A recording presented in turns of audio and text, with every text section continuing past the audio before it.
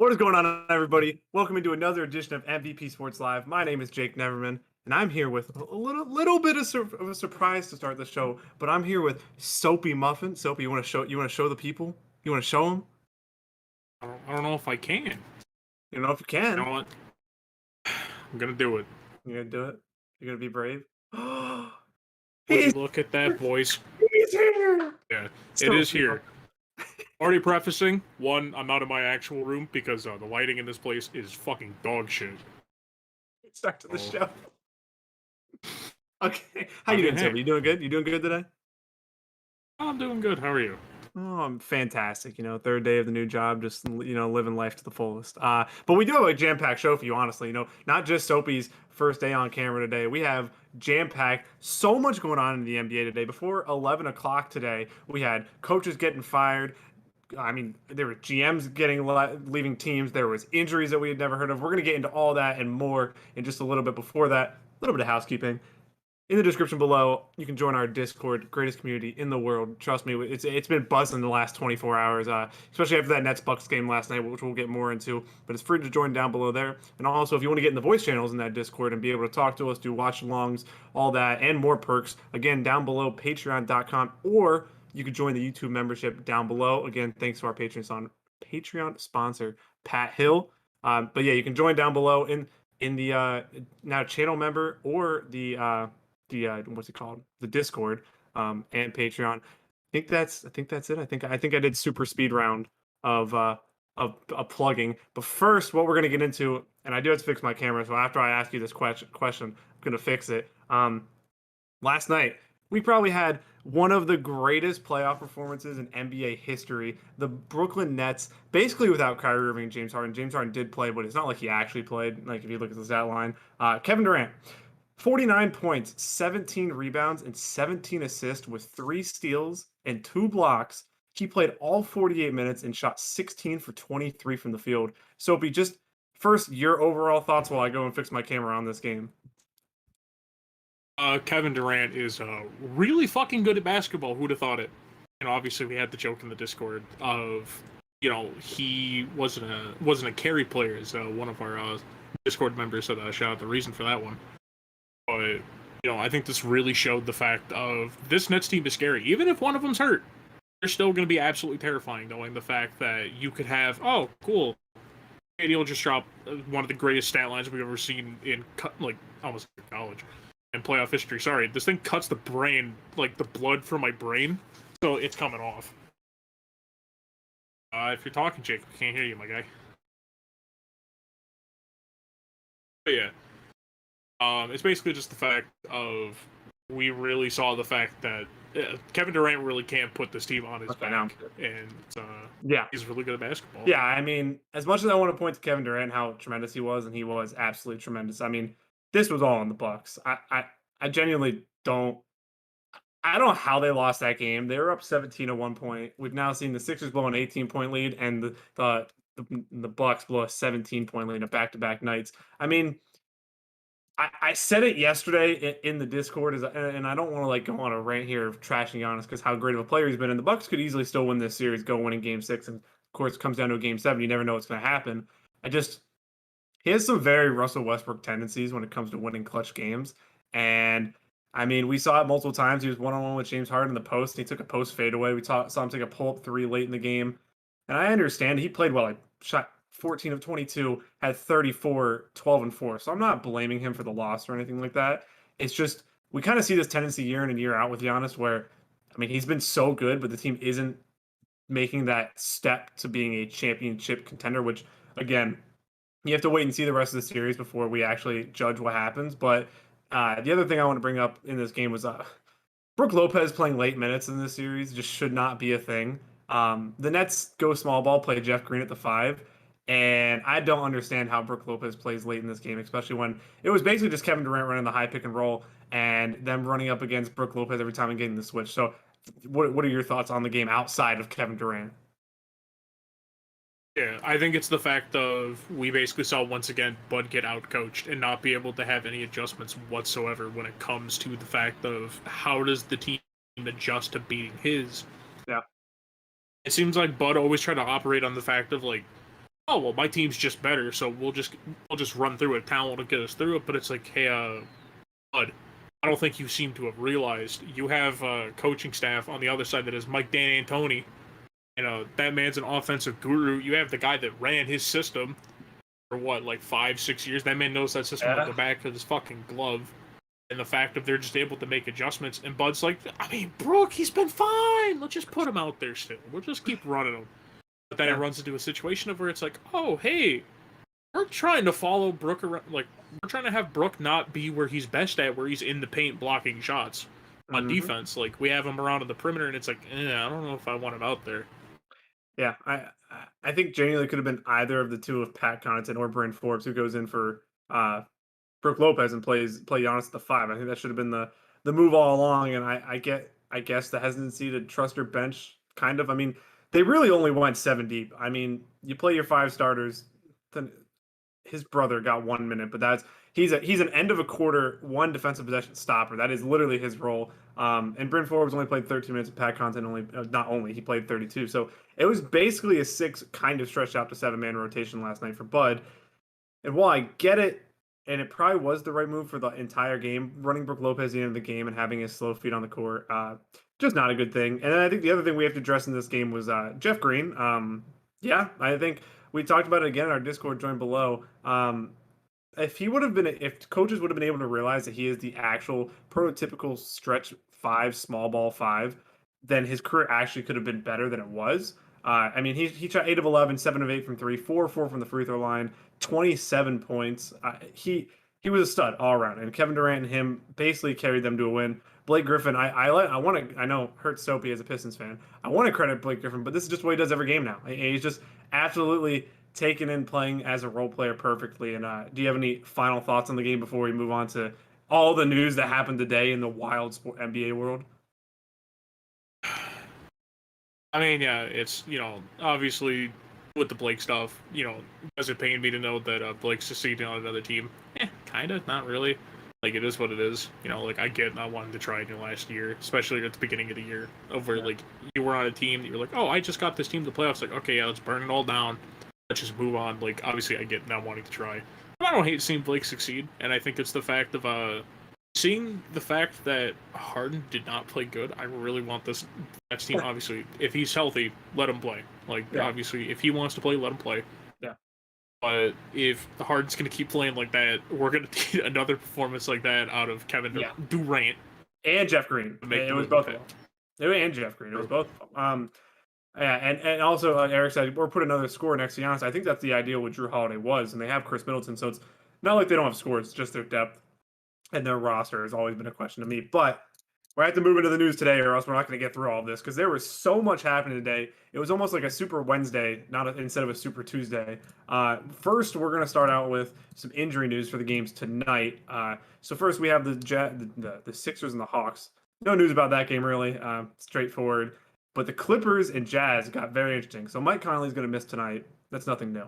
But the other news that came out today was that Brian Windhorst reported this morning that Kawhi Leonard is expected to miss Game 5 against the Jazz tonight with a knee injury suffered in Game 4, and his status for the rest of the series is in doubt as well. So we had a little discussion in the Discord. We were like, maybe it's not that bad. Maybe he's just missing the next game. And then Shams just goes and whips it out on the table and smacks it down and was like, yeah, Clippers fear All-Star Kawhi Leonard has suffered an ACL injury. He is out indefinitely. So, and then Ramona Shelburne also added on to that, said more imaging needs to be done to determine the severity of the injury, but that will have to be done after the swelling subsides.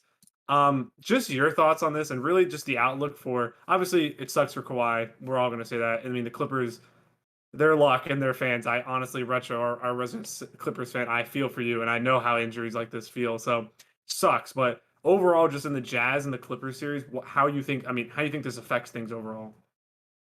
Yeah, I think this really puts a hamper on them. It's because of the fact of you take out your best player by far. And now you're running into a situation of where the Jazz have their 2 best players. You're not going to get an off night from Jordan Clarkson every night, like I had said, I believe, yesterday, I think. I said it. I don't know. Maybe I'm just some goofball who doesn't remember what my takes are.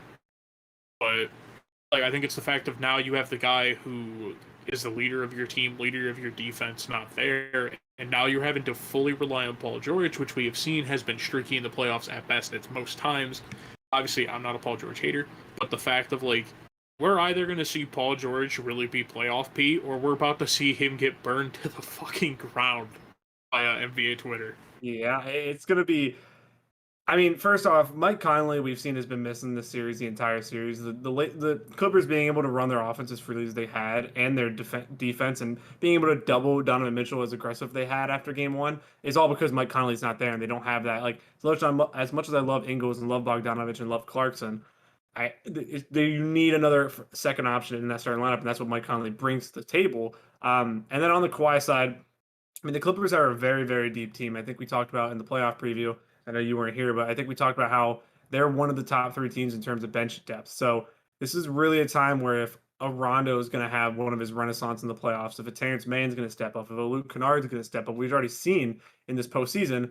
And your boy, I mean, Reggie Jackson's been incredible for this team. He's going to have to take another step in order for them to. Oh, is the hat going back? The hat was going back on. Well, it's at least staying in camera. I didn't buy this thing just for it to collect dust.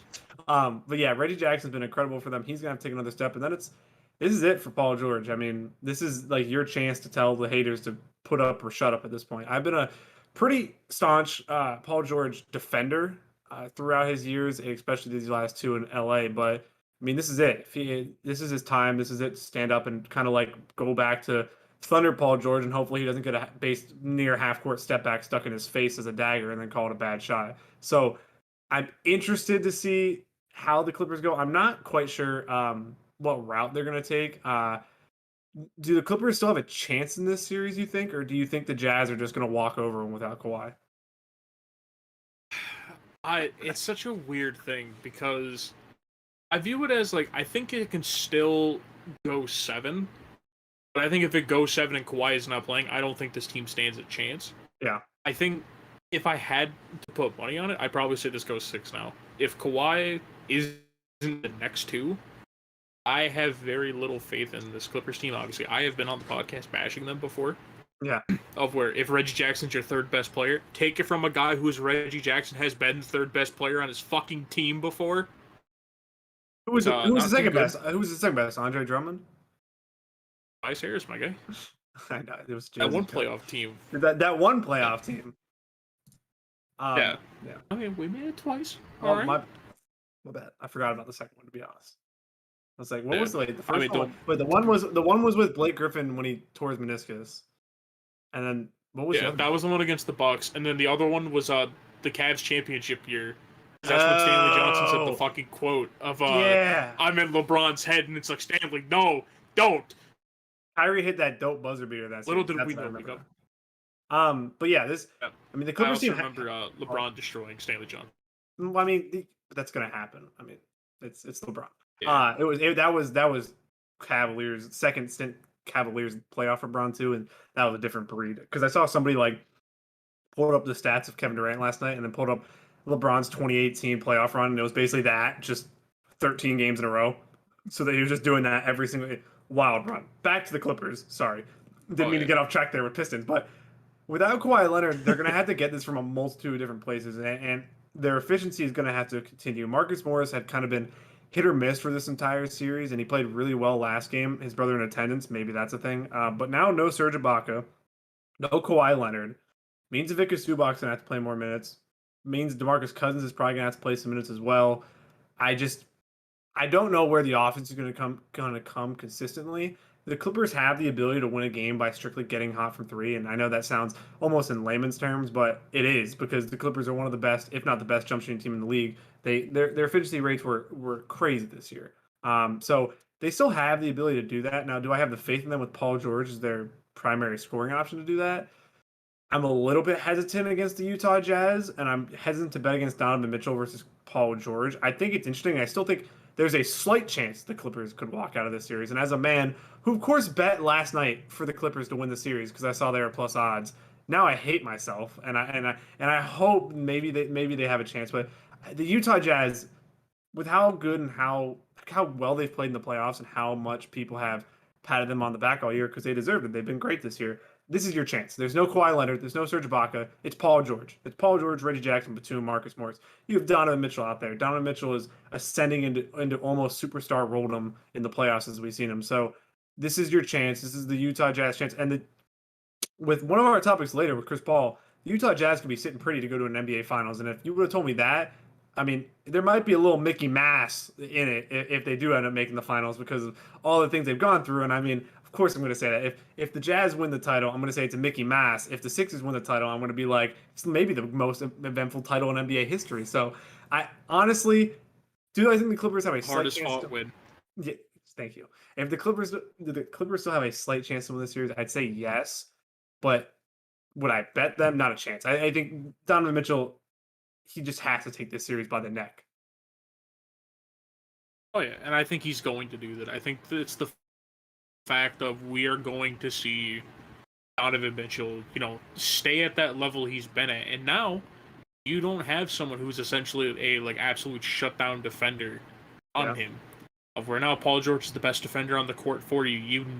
If you have him on there, okay, cool. Arguably the best one of the best starting lineups in basketball is just going to be okay, cool. We're going to get 20 points from Bojan. We're going to get 20 from Ingles. Rudy Gobert's probably going to fuck around and get 8 points. Jordan Clarkson's going to get 7 threes out of nowhere. It's just oh yeah, definitely. It's a Jordan Clarkson game right there. I mean, we're waiting for the Jordan Clarkson game. It's coming. Yeah, I mean, we saw the opposite of Jordan Clarkson game last time. He shot doo-doo cheeks from the field, so it's basically just it's going to be time to see we get that Jordan Clarkson pop-off game. Yeah, all right. So we're going to move on to our next topic. Now we have kind of that was the main, him and CP3, which was talked about at the latter end of the show. We're kind of getting to now the front office side of things. We're going to start with the Wizards, and it was reported that Scotty Brooks and the Wizards could not come to an agreement on a new contract, so they have agreed to part ways after contracts fell apart. I'm not quite sure. I saw an article that was like, Brooks helped guide the Wizards. On, Jake. This is a moment of celebration. Scotty Scotty Brooks' era is over. I saw that somebody was like, the Brooks helped guide the Wizards to the playoffs despite a COVID outbreak in a 17-32 start. I'm like, oh, he helped them get into the play-in tournament and then win the play-in tournament because they got healthy at the right time. So I mean, I can understand. You have Bradley Beal, who's really good at basketball. Well, he was hurt for some of the stretch, and it was Russell Westbrook. And we'll have this conversation in a minute, but Scotty Brooks is out as the Wizards coach. I think everybody has agreed that this move had to happen. It was something that had to happen this offseason. If they would have signed him to a new 3 or 4 year contract, I mean, Wizards fans could just throw in the towel at that point because they were going to head towards a rebuild eventually. First, before we get into the roster and everything, what do you think of Scotty Brooks leaving? I think I know what you're going to go with this, but how do you feel about it, Soapy? Oh, this is a monumental dub. Mm-hmm. Where's those dub boss man memes? We just need every single one of them to be posted. W. If I'm a Wizards fan, I'm throwing a parade. I'm treating this like we just won the finals. The fact of now you have that absolute shadow of oh yeah, we didn't try to sign Durant. No, we would never try that. You don't have that lingering over your franchise anymore. Yep. You can actually go out and pursue a competent NBA coach.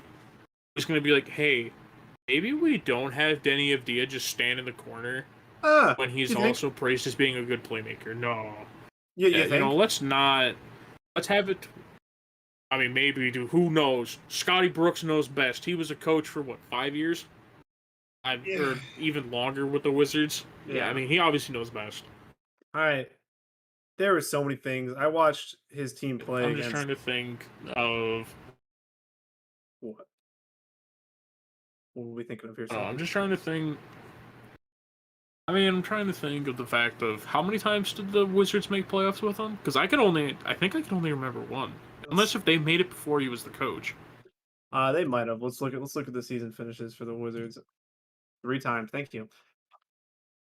I have it right in front of here for you guys. So 2016-17 got to the semifinals. 17-18 first round exit, and this year first round exit. All right, yeah, sounds about right for Scotty Brooks.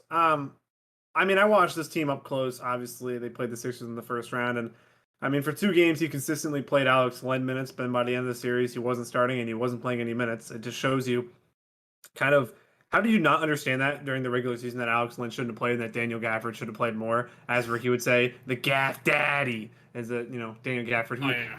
who seems to be like a steal, honestly, in the trade that they got him. He looks like a very good upside rotation player, which is a great get for the price they basically didn't pay for him. They basically paid nothing for him. So from that perspective, I think before this year he even had to go. I think we knew before the season started that he was going to get fired. Regardless if they had Russell Westbrook, that team was not winning anything. And even with Russell Westbrook fighting for him after the season ended, I think that, and it's a nice way to say that contract negotiations fell apart, and that's the reason he's not coming back. No, we know that the Wizards probably offered him like a 2-year contract at a low salary, and he was like, "Why would I sign that contract? I'm just going to walk instead." I mean, he'll probably get another job somewhere. Maybe he's an assistant right away, and he'll get a head coaching job later because the NBA seems to just have this cycle of recycling garbage coaches. Like we'll talk about the next topic, and another coach that got fired. So, where do the Wizards go from here? We can't swipe to that next. We will. Where do the Wizards go from here now? You have Russell Westbrook, you have Bradley Beal, Rui Hachimura, Denny Abdia, Daniel Gafford. There is some actual talent on this team. Just what kind of coach are you targeting, and who are actual realistic targets that you think, and where should this team move in the direction? Should they go towards a rebuild and try to get something for Beal or Westbrook, or should they continue on with this core and keep trying to win now? Yeah, see, they fall into the weird position of where it's like they have the talent to continue to pursue for playoffs. Obviously, they made it this year. But the fact of, we don't know what type of step any of these is going to take next year. I would lean in the side of I think they need to blow this team up. As much as Beal has talked about not wanting to leave, the fact of, if you have Beal, your team's just going to basically eternally stay in mediocrity because we've seen Beal can't be the best player on a team. Yeah. We've seen that. And it's the fact of where right now, I feel like with Scotty Brooks, they were basically just trying to every year be like, oh yeah, no, we're trying to prove we wanted to win with Scotty Brooks, not that we wanted Durant. And now that I think you moved on from it, and the fact of you have talent on this team you can build around with Rui Hachimura and Denny Abdia, it kind of gets to the point of like, yeah, but like you kind of get to the point of where it's like, okay, we have to make a decision on the future. And if I was them, I would go rebuild. And for coach, see, coach is kind of weird because right now, like, every name under the sun essentially is being thrown into, like, the coaching ring. Yeah. Like, I'd probably say for them, I'd probably try to push for, I'm just going to say Kenny Atkinson, because we kind of saw what he was able to do while he was in Brooklyn. Obviously, I personally have had the take that I think he gets a little too much credit for it. Yeah. But That's fair. Like, I think having it to where, okay, I can take that back off. I'll just lay it on my lap. Yeah, by the way, size comparison. Good lord. Yeah, granted, my torso's not that big, but still. Yeah. I think with that as, like, just with them as a, if I can speak English, as an organization, I really think they do need to hit the reset button. And as well as, like, like you said, they do have competent talent on this team. They could move Beal, because, for instance, right now, those... the son of a bitch, I'd get the fucking W word right eventually. The Warriors. You'll get there eventually. Yeah, the Warriors, they got picks available. They got a chance of getting two lottery picks this year. Yeah. What's stopping them from, besides their cap space, being like, hey, Bradley Beal, you want to come over? I mean, they could trade Wiggins and some other player at salary filler for Beal if they added picks in, so. Yeah. I'm trying to think. It probably would have to be, what? Wiggins, they'd probably move Wiseman, if I'm going to be honest. I don't know. Not for, I don't think they'd do that for Beal. Then they would have literally no center if they're just going to do a small ball again, which they could. So. Then you could sign one. They could play Draymond at the 5. Just throw Robin Lopez in with that deal. Yeah, I mean that's fair. Rolo really, that hook shot's unblockable. I mean, I genuinely, you should put goggles on it. Like Hakeem who? Yeah, dude. Yeah. I think that team isn't real. I think Wiseman would have to be included in it, and it's mostly because I'm not a person who likes to read into like what players say like outside of the NBA.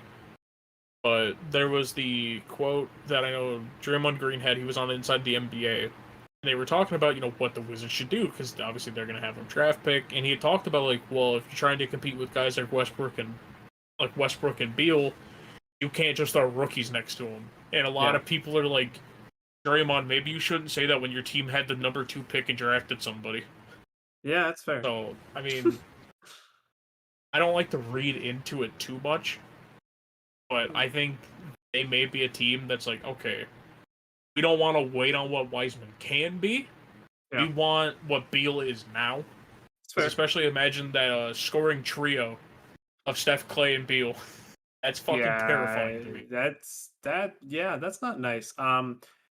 First, I'll start with the Wizards side of it. I would also go towards a rebuild. I think that gaining assets for Bradley Beal and just trying to offload Russell Westbrook in general would be the move. I don't expect that to be the route.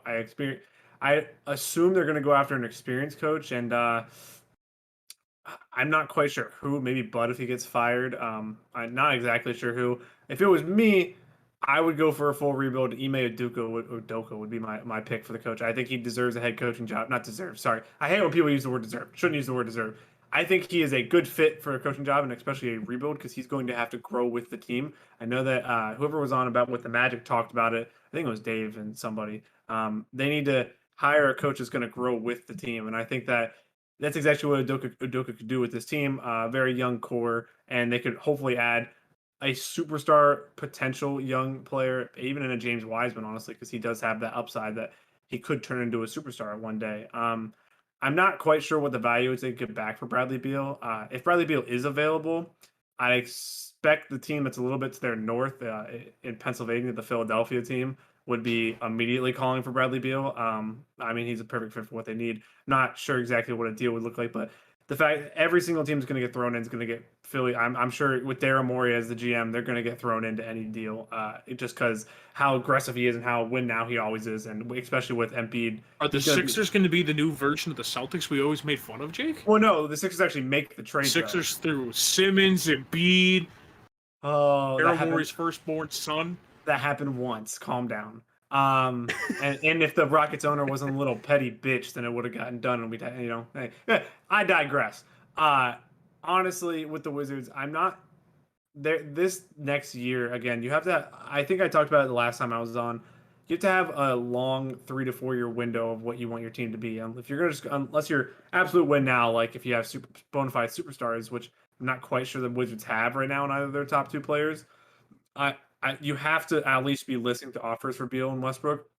Westbrook, I'd be willing to ship out if you could just get somewhat a plus value for him. I'm not too stuck on the idea of keeping Russell Westbrook on this team. Bradley Beal, I'd probably need a little bit more value because of how much loyalty he showed, and if he would sign another extension, I'd probably sign him to the extension, and that adds even more value to him in the trade market. So the Wizards are kind of a confusing team to me. I'm not quite sure what direction they are, but the next team we're going to talk about, because we gotta keep this moving. We got like 4 more topics, Soapy, is the New Orleans Pelicans, and it warmed my heart when I saw this that Stan Van Gundy is out as a New Orleans Pelicans head coach. It said Adrian Wojnarowski tweeted that Van Gundy and Pelicans EVP David Griffin have been meeting regularly to discuss the future, and ending this partnership after just one season started to feel like an inevitable result around the organization. I'm just gonna I'm not gonna actually stand up right now, but I'm just gonna take my victory lap a little bit, just like running around a little bit, because I said from the start that this wasn't gonna work, Stan Van and New Orleans, and I think a lot of people did. I know Soapy has a fondness for Stan Van Gundy as a former Pistons legend. I can't stand the guy. He could work in the right situation, and honestly, before we get into the Pelicans side of this, Stan Van Gundy's side part of this is if the Bucks do end up firing Mike Budenholzer, Stan Van Gundy should be slid right into the interviews for that job, because that is literally the perfect team for him to, as he would like to per se, build that wall. So first, let's talk on the Stan Van side of it, because I know you are a Stan Van quote unquote lover. You're muted. Dude, he was the coach of my team. Yeah. Dude, he's the coach of my team, Jake. Or was the coach of my team. I'm not gonna let the slander keep happening. Obviously, I'm not gonna. He wasn't that good of a coach this year, but that's besides the point. Basically, it sucks that Stan Van lost his job. Obviously, I think a lot of the things he was doing, he should have tried to do earlier. And basically of trying to get the fuck out of town. Yeah. If I was him, I would not have touched this job. Obviously, getting the prospect of working with a prospect like Zion, I think a lot of fucking coaches, if they had the opportunity, be like, I want a shot at Zion. But at the same time, I think at times he was too hesitant to try to do what he probably wanted to. Yeah. So I almost guarantee at some point he probably wanted to see if he could run Zion at center. Yeah. But at the same time, it's also Zion. Yeah, I mean, Zion's shaped like a fucking watermelon, not meaning that in a bad way. Oh Like, he is a very rotund. He is rotund. There, I'll say it. Do you want me to fucking call him fat? You know what I mean? I am meaning it like that. I know. Yeah, he is a larger individual. And basically the fact of, he's built like me. I wouldn't say he's quite built like you, but yeah. I mean, hey, there's some muscle. Yeah. You just gotta protect the layer to like need to protect it. Yeah. I haven't lost my winter coat yet. Yeah. But yeah. I think it's the fact of, looking at what he wanted to probably do. He probably wanted to see if he could run BI at the 4, maybe. Like, run Zion at the 5. But I felt at times he was way too hesitant. He made way too many mistakes with Lonzo at shooting guard. Don't know why the fuck you would even do that. A wing player, which, sure. Hey, just lost you a bunch of games. Yeah, it's just the... I don't know. It's a whole it's a whole circle jerk of problems in this organization, because it doesn't just stem from Stan Van Gundy. It stems also from David Griffin, who should not be struck of blame in this situation because of how poorly managed this roster was in general. I mean, Kira Lewis Jr. was a great pick. Trading for Steven Adams makes no sense. And then the rest of the roster is kind of blah. Like, Nickeil Alexander-Walker, I think, has some type of potential upside as like a really good scoring six man. I'm not quite sure if he's consistent enough or efficient enough to be more than that. Kira Lewis Jr., I really do think they believe is their future point guard. Lonzo, now with this news, might be more inclined to stay in New Orleans. I know, Ricky, Bulls fans, cover your ears, because he might just go back depending on the coach that they end up hiring, especially, if they end up hiring LeVar Ball. Come on, man. Imagine LeVar Ball as the head coach. Throw Mike Conley the max, CP3, one of them. Yeah, Mike Conley, who hasn't played 5 of the games in the playoff series, is in, because, wait for it, Mike Conley's hurt again. It's just, the roster made no sense. They didn't start using Zion and BI as offensive initiators until late in the season, which should have been done right in training camp. And then Lonzo became, in the long term, this season will probably help Lonzo in terms of finding some shooting consistency, which he did find throughout the year. I know offensively his numbers were inconsistent, but his shooting splits were consistent throughout the year. It was just the looks that he was getting night in and night out, especially with the lineups he was playing, is that Steven Adams and Zion Williamson play next to each other. Guess what? It doesn't work, because neither one of them want. Like, Zion can shoot a 3, obviously, and make it, but when you stick a guy who wants to be, this is like Al Horford and Joel Embiid all over again, just at a way worse level, okay? It is sticking 2 big guys who want to do the same thing right next to each other in the same lineup, next to a guy like BI who wants to attack the rim, and next to a guy who Eric Bledsoe, who is Eric Bledsoe. I mean, what else do I have to say? He's a okay rotation player who played well below his contract after everybody thought the Bucks got a steal in his extension. It turned out, hey, he still sucks. And then Lonzo, who's young and was used in the wrong way, and I like Kira Lewis Jr. So this roster doesn't have a ton of terrible things. Going forward, if you have a core of Zion, BI, Lonzo, Nickeil Alexander-Walker, and Jackson Hayes, then maybe you have something there. But now they signed Steven Adams to an extension, so they can't trade him for a while. So you got to wait to get rid of him. And it's just, I'm very confused at the roster construction in this team, and I want to blame Stan Van Gundy, because he does deserve some of the blame for how poorly he coached his team. This team still should have been in playoff contention. But David Griffin didn't make it any easier on him by... This is a circle jerk of Brett Brown and Elton Brand again. Okay, building a bad roster and expecting better results than you should get after constructing a terrible roster. It's just simply what happened with this team.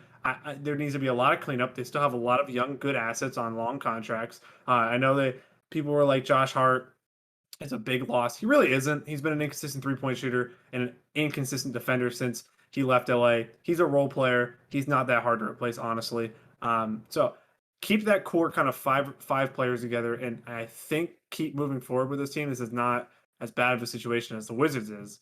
I just think finding some consistency and finding your identity offensively is going to be big for this team, and the defense identity will come afterwards. Oh yeah, and it's the fact of, I mean, I'll be brutally honest, and when I say this, I'm not trying to be like the reactionary fan. I'm not trying to be that person that's kind of just like saying things to get reactions out of people. I honestly don't know if a core of Zion and Bi could work. Yeah. And I'm not trying to, like I said, I'm not trying to be like reactionary and be like, can these two even work together? I'm not trying to do that. I think there is like a fundamental problem there of like they both want the ball more than each other. Yeah. And it's essentially, if the ball is not in either of their hands, like at times they're not really super effective. Like Bi is a player that he needs the ball in his hands to be effective, because when he's off ball, he's not really doing anything. Yeah. It almost has like that little bit of like one of the criticisms for Harden like a couple of years ago, where it was like if the ball's not in Harden's hand, he's not doing anything, he's just standing there. That's Bi. There are legitimately times you'll look at Bi and like they'll set a screen for him. He just kind of looks at him. He's like, "Bro, why the fuck are you setting that?" So it's like, and then obviously Zion can move off ball, because one of the most dangerous things with him is he's always going to be one of the, and if not the most athletic man on the court. So it's literally the fact of like, okay, cool, he could just run to the fucking basket. Someone could just throw that thing up to like the top of the backboard, and he'll find a way to catch it. Yeah. And he has the ability to play off ball, but he's so much more effective when the offense is being focused through him. But with it being drawn in the two different directions of one side being Zion, one side being Bi, you run into the situation of where it's like, okay, like how do we evenly distribute this so it's working properly? Like half the time it doesn't really, and their offense just kind of looks jumbled. Because when it's Zion, Bi's just sitting on the three, just not doing anything. Obviously, their spacing at times was very bad. Besides just the Steven Adams part, more or less the fact of like Eric Bledsoe was Well, then he threw Jackson Hayes out there. Which is just, I mean, Jackson Hayes' offense is. I will say is that Brandon Ingram is a better jump shooter. Like catching, he shot 4 attempts per three. 4 catch and shoot 3 attempts per game this year, and shot 43% on them. So he is a good catch and shooter. It's just the willingness to play off ball was the question. And is he okay with not having the ball in his hands as much because you have a freak on your team like Zion? Yeah, I think that's where the question really comes in for me. And obviously, someone like Alonzo fits perfectly with this team because he can essentially initiate it between both of them. It's just right now the problem is like, okay, like Zion's still pretty raw. Like we still see a lot more of what he can be, but at the same time, Bi is more of, I don't want to say a finished product, but like we're kind of starting to see like this is what Bi is as a player, which is pretty good. I almost was gonna say, and I know some people would view it as almost. I mean, I'm gonna say like people would view it as a criticism, but I honestly don't, especially because how much I love this player. He reminds me a lot of Carmelo when he was younger. Yeah. Like obviously, a lot of people compare him to Durant. It's also because he's skinny like Durant. Yeah, it's a body type. That's not a place. Yeah, if he was Fat Mello, it would literally just be Mello all over again. Oh Lord. Yeah, I think the Pelicans overall.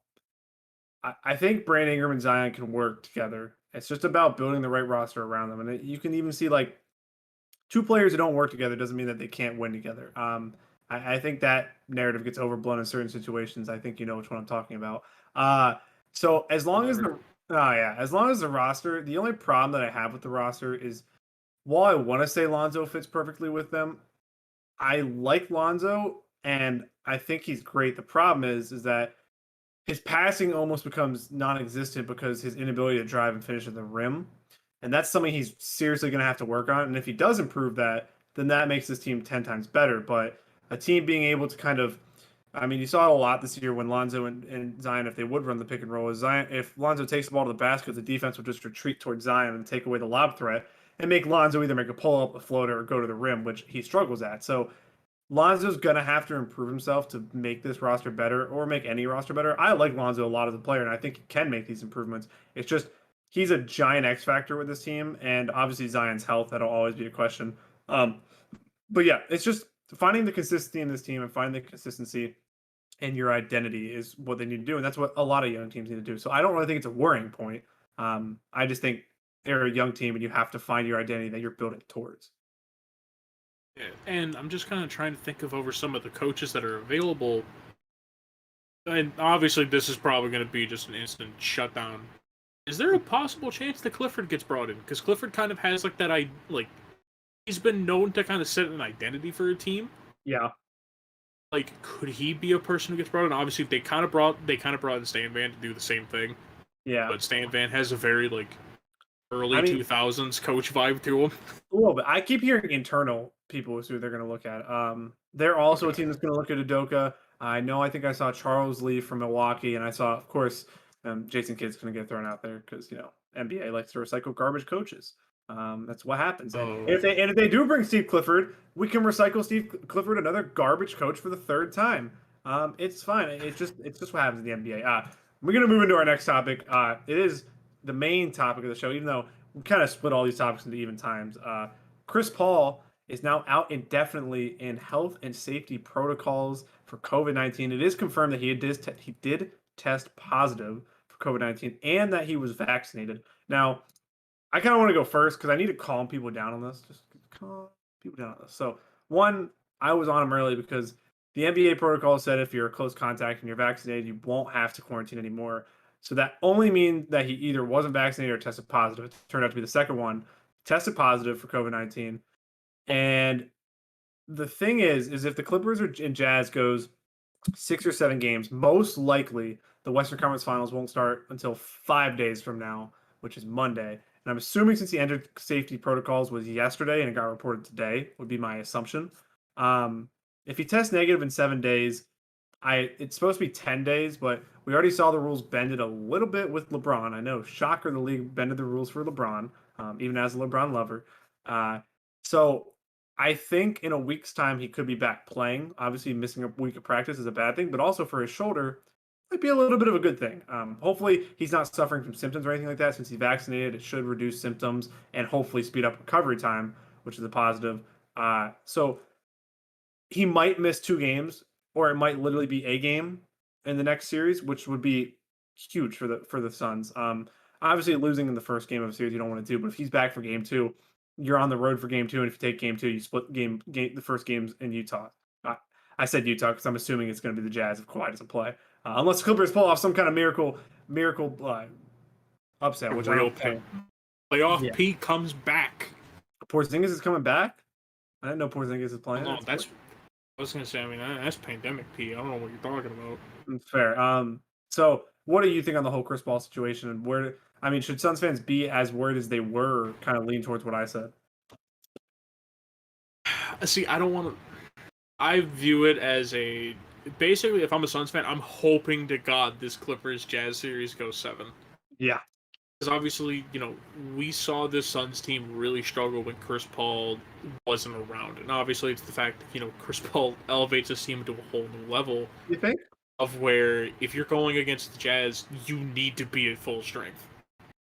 Mm-hmm. And I think having a situation where Chris Paul is not there, basically leading you through the fact of, I think the Jazz defense can do a good enough job on Devin Booker. I think they can do a good enough job on Aiden, where they're still going to get theirs, but, their impact's not going to be anywhere near as huge as they could be. Obviously, Booker could fuck around and drop 40. Who knows?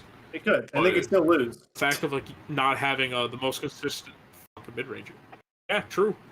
I mean, hell, he dropped, 70 in the game before and lost? Oh, yeah, but can we talk about how we were watching the game? There's always a chance. We were watching the last Suns game, and we're like, oh, look, they're back in the game. Oh, and Chris Paul hit a mid-range shot. Oh, and they're back in the game. Oh, and Chris Paul hit a mid-range shot. And they're back, and he hit another mid-range shot. I mean, it's absurd what he does. And this is, the reason when he was available last year and people, were kind of shunning him because of his contract. I was like, I don't think people understand what he just did in OKC. And he just did it again in Phoenix. The difference is he's a better coach in Phoenix, and he has more talent. Sorry, Billy Donovan, Monty Williams, clear. Oh, yeah. Yeah, a little bit. The Suns are an interesting team. They're obviously a finals contender, a championship contender, regardless. Getting Chris Paul back, I know this sucks but it's a good thing that they swept the Nuggets now because this is kind of the luxury you're afforded is you have near a week off where you don't have to play, and this is the time for this kind of stuff to happen. Now, the outside chance he has strong symptoms, we hope doesn't happen. I don't want to speculate too much on that. What I'm going to assume is that he's vaccinated. It should reduce symptoms. It should reduce recovery time. So if he's back in a week, he misses a game, maybe 2 at most, and you're going back home most likely for Game 3 down 2-0 or tied 1-1. So while it sucks, and I know Phoenix Suns fans, they've been through a lot, and they have this playoff luck even when they used to make the playoffs, and it's kind of back again. I'd say kind of calm it down a little bit. We'll get there. We'll be all right. Do you have any final thoughts on the Chris Paul kind of saga that unfolded today? I think it's mostly just we're kind of, I think a lot of fans need to realize we're kind of entering this new era of where, like, players are vaccinated. Like, this isn't going to be just the completely, like, all right, shut it the hell down for, like 3 weeks, basically, is almost what it became at times. So, we're, like, these guys could probably be back by, like, the end of a week. Yeah. So, I think that's kind of where we're going to be at.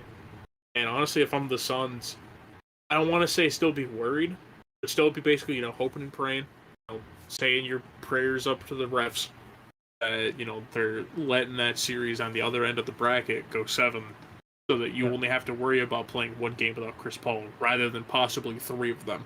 Well, Adolph Silver will let him or play, even up to 3 at least.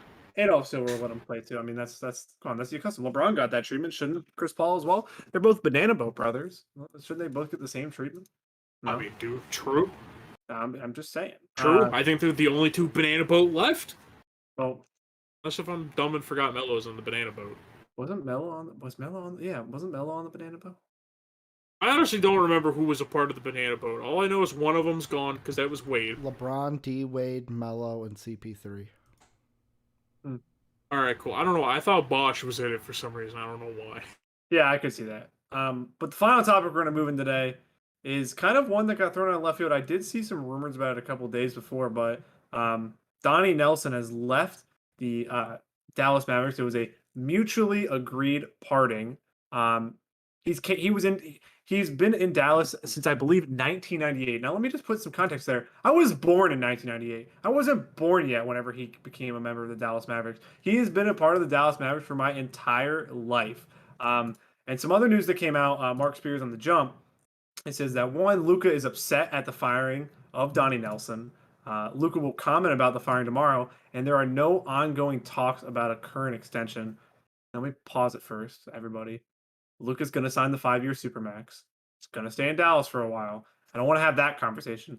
But it seems like a pretty big deal that Donnie Nelson is leaving. And Sap in our Discord, again, joined down below, is a big Mavericks fan. And we had kind of a discussion of how good Donnie is at international scouting and kind of the guys he found with Maxi Kleber and Luka Doncic. And he also wanted to take Giannis, and somebody stiffed him, and they tried to get Dwight Howard instead or something like that. But his problem's always been domestically. He's been kind of worse at drafting. Obviously, building a championship team in 2011. Most likely, it could have won another championship in 2003. But just Dirk getting hurt kind of all unraveled that. But the legacy he left behind is bringing Dallas a title, and how he'll always be remembered as that. But where do the Mavericks go from here now? Would the Mavericks search for a GM? Do they hire their gambling guru that Mark Cuban brought in? That was basically why Donnie Nelson left, is because of that. But what's the next step for Dallas? See, I think that's kind of where I'm trying to think if there's a GM available. Like, obviously, they'll probably try to scalp one from someone else. I mean, I don't know. Ujiri still has. Ujiri hasn't. I was gonna say Ujiri still hasn't signed an extension, so maybe he becomes available. I mean, yeah. Maybe he does. Maybe he stays in Toronto. Who knows? Yeah. Obviously, I'm trying to just think if there even are like any other GMs. Well, it's not even. I will admit, I'm not too well versed in GMs. No, yeah. I mean, most times the GMs come from assistant GMs, or if they leave current teams, and we haven't really heard that yet. That doesn't come out until usually after. It'll either come out simultaneously with coach firings, or it'll happen after the season. So, I'm not quite sure who they'll go after, if they will go after anybody. More, I'm interested to see of where this roster heads now. Donnie Nelson, as great as he was for many years, now this roster is kind of left in a little limbo. Obviously, they have Luka Doncic, and he's most likely 99% going to sign that 5-year Supermax rookie extension. But the rest of the roster is just kind of there. I mean, Jalen Brunson, I love. Dorian Finney-Smith is a great role player. Tim Hardaway Jr., obviously a free agent. And then you have Kristaps, is $30 million a year, who kind of faded away in the playoffs. Again, we've had the Kristaps Porzingis conversation before. I'm not quite ready to say that he's a bad player, but he underperformed greatly in that playoff series. So I'm not quite sure the direction they go. I think it's almost blown up besides everyone besides Luca. Honestly, I think that's what the roster is. We've had some talks about maybe DeMar DeRozan coming to the roster, and while I like DeMar, I'm not quite sure he makes them take that next step. Where do you think they go, like roster wise, from here? If I'm them, I would personally try to retool. Obviously, you're gonna get Luka under that supermax. He's not gonna leave. I think it's a lot of people try to push the narrative of good players leaving a small market really early. Like that's Hell, it isn't always even been a a small thing. market. It's just People always push for. But yeah, but like they're a smaller market because we already got the whole stupid thing that the Knicks are looking over at the Yeah, situation. yeah. Seeing That's what's from an going account on. that likes to like porn though on Twitter too though. So that account, I mean, that's a troll account. hey man, everyone's allowed to do what they want to do on Twitter, all right? Sorry. Yeah, Yeah. but I think with them, I think it's figuring out what you want to do with Porzingis because I believe it was Rick Carlisle had come out and talked about like the way they use Porzingis and how like oh we told him to sit in the corner and I listened to that and I'm like all right, I'm not on the fire Rick Carlisle train, but like somebody needs to tell Rick Carlisle you don't pay a guy like $30 million to stand in the fucking corner. Well, I the only thing I'm going to counter with that is I actually think that strategy was good. Using Porzingis in the corner when they were sticking Kawhi on him because essentially they thought they were going to use Porzingis as the pick man, and then Kawhi would kind of switch or hedge onto Luca, and that was their assumption. The problem was that then you're relying on Dorian Finney-Smith and Tim Hardaway Jr. and those kind of guys to create shots for themselves. And in the first couple games they were, but then eventually they're going to die out because that's the kind of role players they are. I mean, they're good role players with their streaky scorers and streaky shooters. So the problem is you need a secondary ball handler or shot creator, which I guess DeMar would be that. I'm just not quite sure if DeMar is the right fit for this team. If you want to talk about the right fit for this team, I think it's Kyle Lowry. I think Kyle Lowry has ball handling. He has the absolute caboose that he has on his backside. And he fits the other ball handling role that they need outside of Luca. And that's the first time you can see somebody laughed at my caboose joke with Kyle Lowry. Dude, So those are cheeks you can build the foundation on. All right, yeah, I the think Raptors did it. The Mavericks could do it too. any guard that has ball handling abilities and is able to create their own shot while also making others better, a Mike Conley, a Kyle Lowry, probably not Alonzo Ball. I would not like him on Dallas. Jalen Brunson being able to stay off the bench, and maybe if they could somehow retain Tim Hardaway Jr. while adding a point guard, then we're talking about a roster. But it's going to be addition by subtraction, most likely with some of the contracts they have, trying to maybe offload Dwight Powell, who's making $10 to $11 million a year. That's going to be the question mark. They're going to need somebody experienced. I don't think you can throw a young GM into the mark here and try to help have him improve this roster so quickly with how they're going to be win now with Luka and now his situation. So I would expect them to go for an experienced GM. Maybe you throw out Elton Brand's name. Just what I'm saying. Oh, I'm just saying there was a GM. He recently lost his job. Oh yeah. Danny Ainge. It's set in stone, Jake. He retired. He's not getting another job. He's coming out of retirement. For Dallas, I offered the Celtics, Kristaps Porzingis, Luka Doncic, all of our first round picks for Jaylen Brown, and they said no. They turned us down.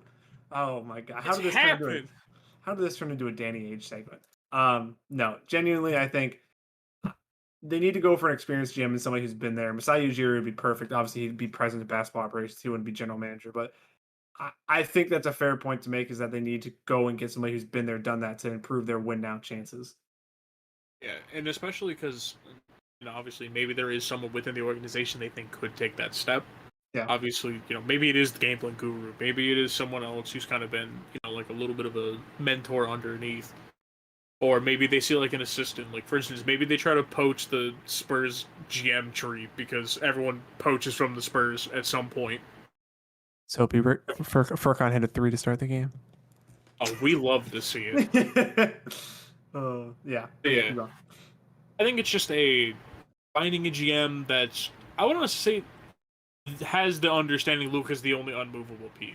Yep. As much as, like, for instance, I make the joke that Porzingis is the real pandemic P, I mostly just say that because he kind of played like doo-doo cheeks. Granted, he was he was kind of forced into the corner, but once again, like, even when he wasn't in the corner, it was like, bro, you got fucking, like, you have Reggie on you, back him down. You're 7'3". What are you 7'3" for? I agree with you.